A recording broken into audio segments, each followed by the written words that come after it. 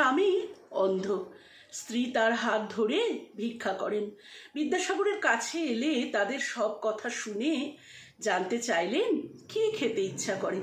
উত্তর এলো অনেক দিন লুচি আর দই খায়নি। তখনই বিদ্যাসাগর মহাশয় নিজের কন্যাকে দিয়ে লুচি ভাজালেন। স্বামী স্ত্রী পেট ভরে তৃপ্তি করে সেই লুচি খেলেন। রামেন্দ্র সুন্দর ত্রিবেদী লিখছেন, মানুষটার বাইরেটা ছিল বজ্রের মতো কঠিন আর ভেতরটা ছিল পুষ্পের অপেক্ষা কোমল। সত্যিই তাই, তিনি করুণার সাগর, তিনি দয়ার সাগর বিদ্যাসাগর। সেদিন ফরাসডাঙ্গায় একজন অন্ধ মানুষ স্ত্রীর হাত ধরে ভিক্ষা করছেন। সারাদিন ঘুরেও কিছুই জোগাড় হয়নি। শেষ পর্যন্ত তারা বিদ্যাসাগরের কাছে এলেন। তাদের সব কথা মনোযোগ দিয়ে শুনলেন বিদ্যাসাগর মহাশয়।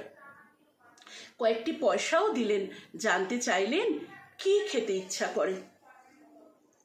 তখনই বিদ্যাসাগর মহাশয় কিন্তু তাকে পেট ভরে, তারাও যা বলেছিল খেতে ইচ্ছা করে, বিদ্যাসাগর মহাশয় পেট ভরে খাওয়ালেন।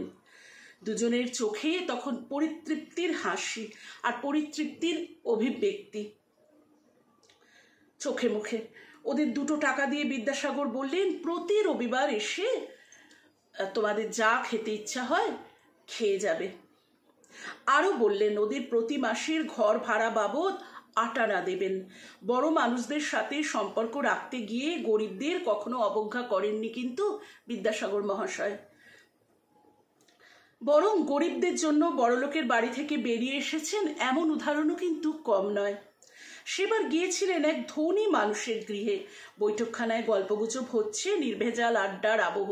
একজন ভিক্ষুক ওই বৈঠকখানার নিচে এসে চিৎকার করে ভিক্ষা চাইছেন। ভিক্ষুকের কাতর আবেদন, স্বর উঁচু, অদ্ভুত। বাড়ির কারো কানে সেই আওয়াজ কিন্তু পৌঁছালো না। বাড়ির কর্তাকে বিদ্যাসাগর বললেন, একটা লোক জোরে জোরে এত সময় ধরে চিৎকার করছে, তোমার কানে কি সেই কথাটা ঢুকছে না? লোকটি ভেবে নিলেন নিশ্চিত ওই আওয়াজে বিদ্যাসাগর বিরক্ত। গম্ভীর গলায় কর্তা হাঁক পারলেন, কই হ্যাঁ। ছুটে এলো দারোয়ান। হুকুম এলো, এক্ষুনি ওই ভিখারিকে তাড়িয়ে দাও। দারোয়ান সেই কাজটিই করলো। আর ঠিক এই ঘটনায় হলো হিতে বিপরীত। কি চেয়েছিলেন বিদ্যাসাগর আর কি হলো? বিদ্যাসাগর ভাবলেন তার জন্য মানুষটা দারোয়ানের কাছে গলা ধাক্কা খেয়েছেন। সেই মুহূর্তে তিনি ওই বাড়ি ছাড়লেন। কর্তা জিজ্ঞেস করলেন, কোথায় চললেন? বিদ্যাসাগর আসছি বলে শটান রাস্তায়। একটু এগিয়ে ভিক্ষুককে দেখতে পেলেন। একটি টাকা বের করে তাকে দেখালেন। বললেন, এটি কি? ভিক্ষুক বলল, টাকা। ভিক্ষুককে প্রস্তাব দিলেন, তুমি প্রতিজ্ঞা করো ওই বাড়িতে কোনো দিন যাবে না। আমিও প্রতিজ্ঞা করছি ওই পাপিষ্ঠের বাড়িতে আর কখনো যাব না। তোমাকে এই টাকাটা দিয়ে দেব। ভিক্ষুক রাজি হলো। বিদ্যাসাগর তাকে টাকাটা দিয়ে দিয়েছিলেন। খানিকটা দূরে গিয়ে মনে হলো আস্ত টাকা পেয়েছে ভিক্ষুক, খিদেতে মরে যাবে, কিন্তু ওই টাকা ভাঙিয়ে কিছুই তো খাবে না। তাই আবার ভিক্ষুকের কাছে গিয়ে 2 পয়সা দিয়ে গিয়েছিলেন। অজস্র এমন ঘটনার কথা উদাহরণ দেওয়া যায় ওই মহৎ প্রাণের সম্পর্কে।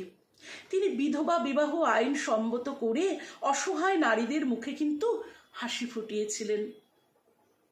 তিনি বাংলার নবজাগরণের অন্যতম প্রাণ পুরুষ।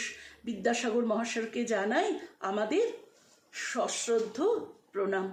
সংকলনে অরুণা বসেন, সংগৃহীত একটি লেখা।